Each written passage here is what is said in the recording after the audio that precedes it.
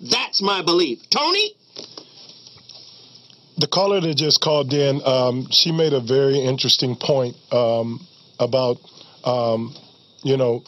women being questioned by society and everything for being emotional and everything else.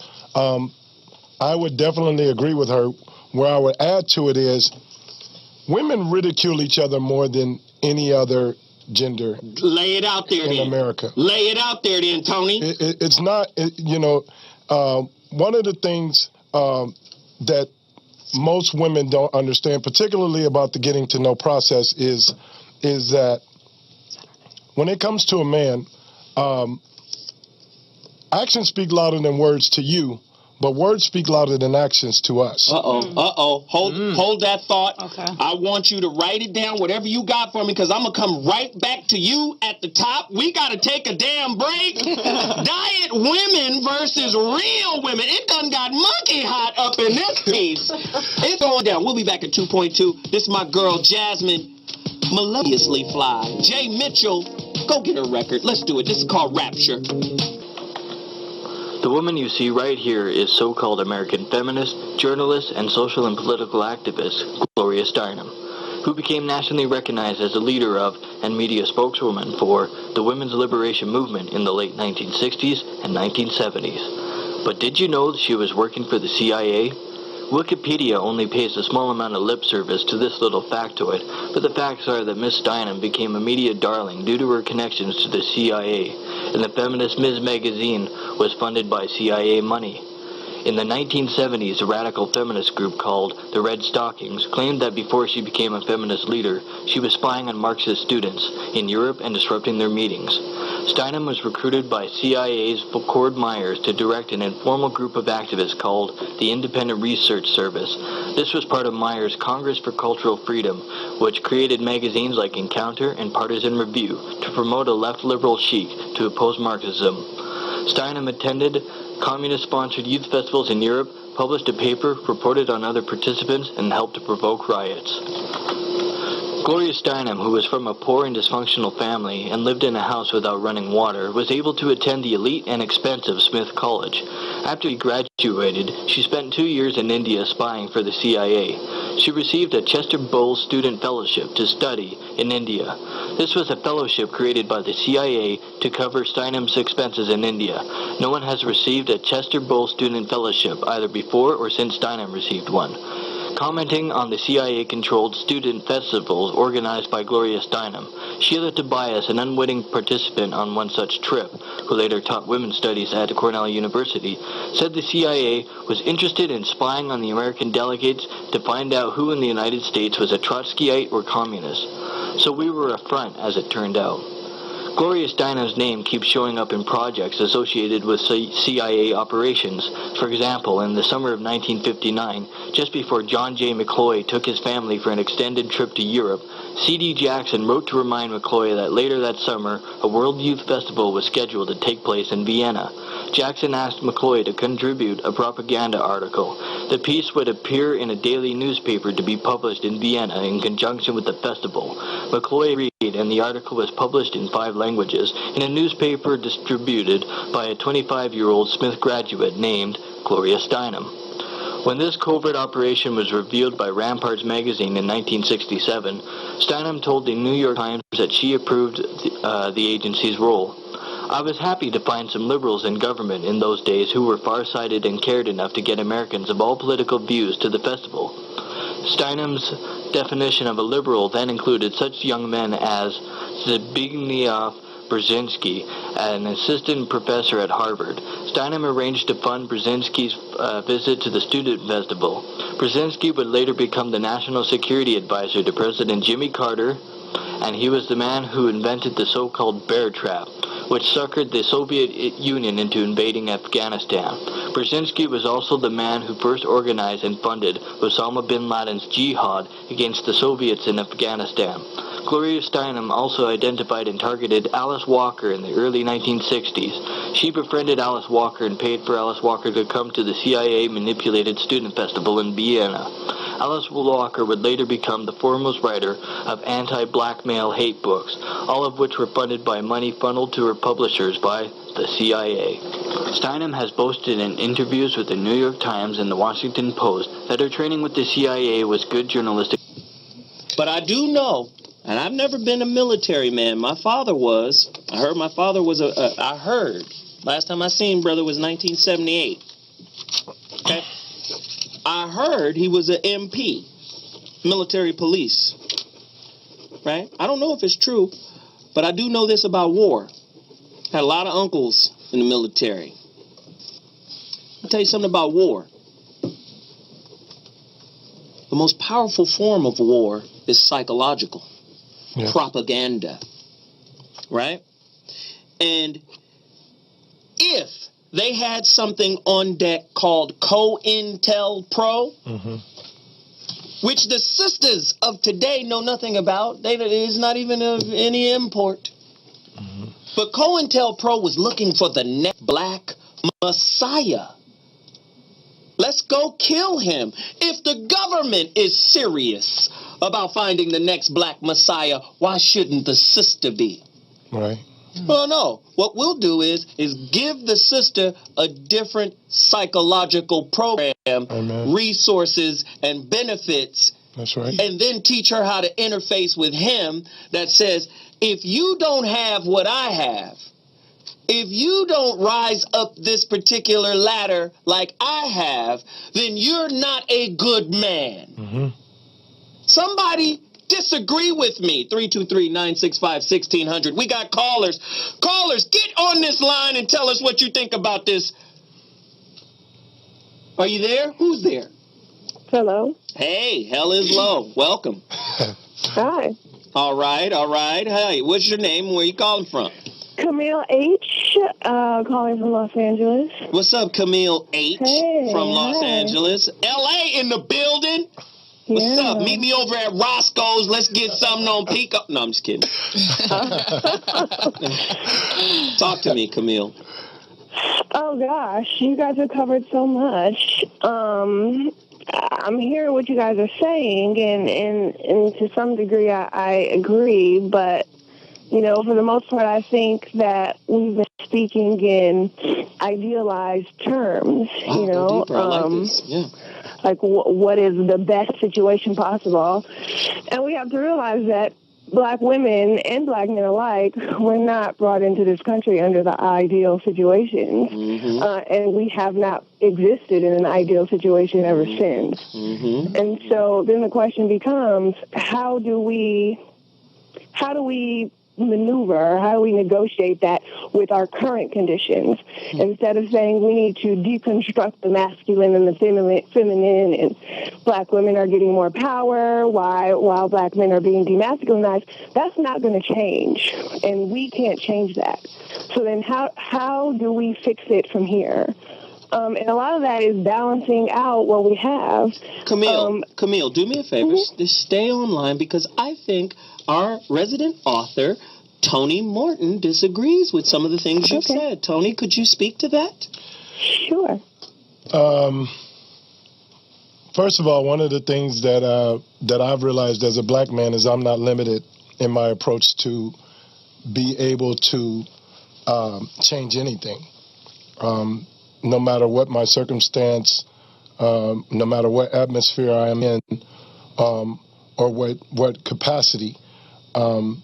That's one. Two, what most women, I think, don't understand about men is, like I was saying earlier, that actions speak louder than words to you, but words speak louder than actions to us.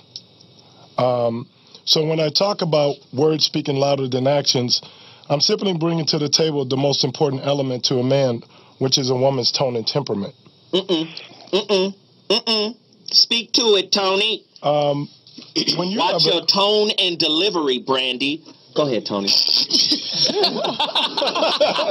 Go ahead, Tony. And what I mean by this is that, you know, when women are talking about getting their needs met by a man, if your desire is greater than a man's willingness to meet your needs, he will always make sure that you're okay. Because your tone and temperament is always a trump card that you will always be able to use on men. The greatest element to man when it pertains to women is your tone and temperament. You know what? This brother is a wise dude. Let me just say, it ain't always about book knowledge. This brother is a wise dude.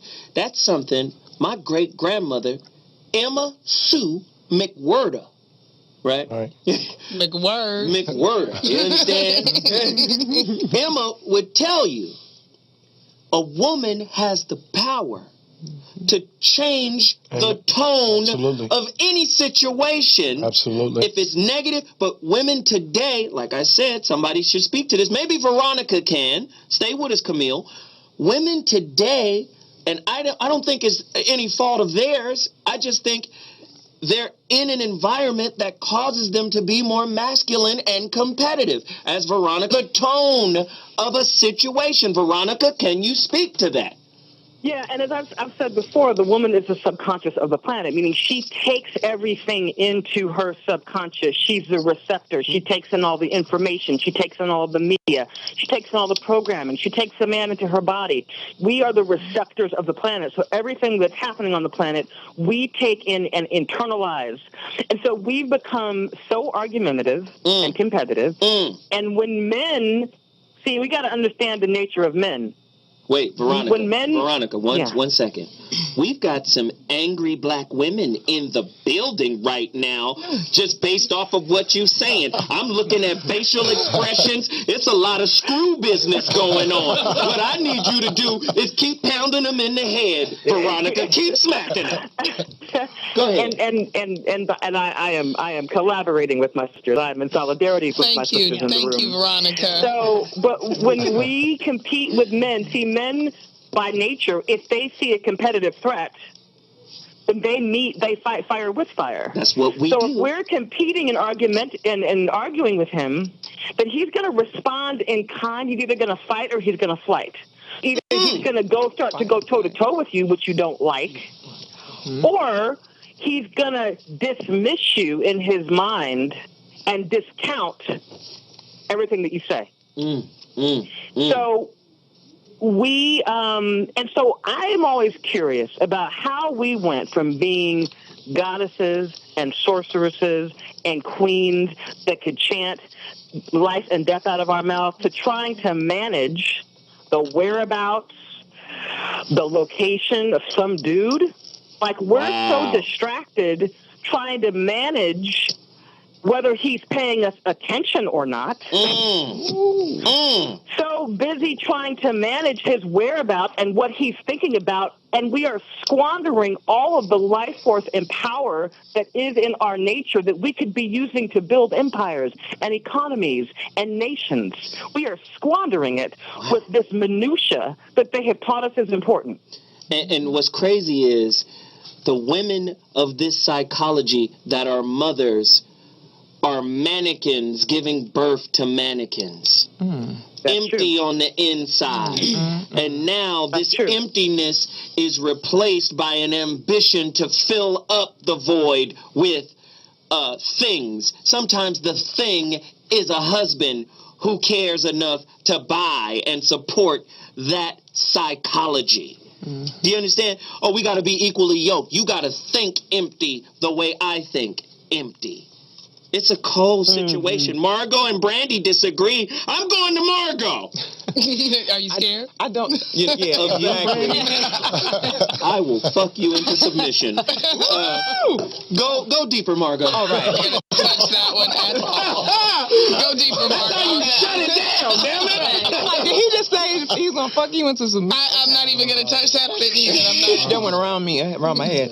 Okay, I do believe that there's a lot of emptiness that's being passed down generational, from generation to generation, especially when we look at things as being more important than ourselves, and it's more important for us to maintain our car and our rims and our shoes and our nails than it is to take care of the fact that you had an abusive relationship 5 years ago and it's still affecting you now, the fact that you're putting these things ahead of your own growth and well-being, I think that is a problem.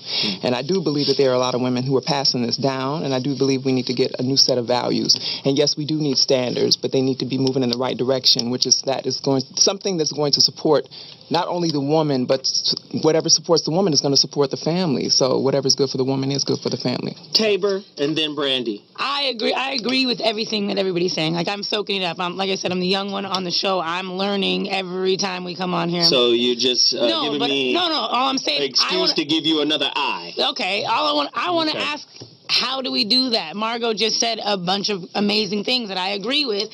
How would we start that? How do you start teaching these empty children and empty mothers? How do you start? Like, you have to start with the awareness that something is wrong. If somebody doesn't know that something is wrong and something's not operating right, or they're doing something that's producing, or something that they're doing, or they have no awareness that what they're doing is actually producing their life, then of course you're going to have all kind of foolishness. You can't teach them kind of people.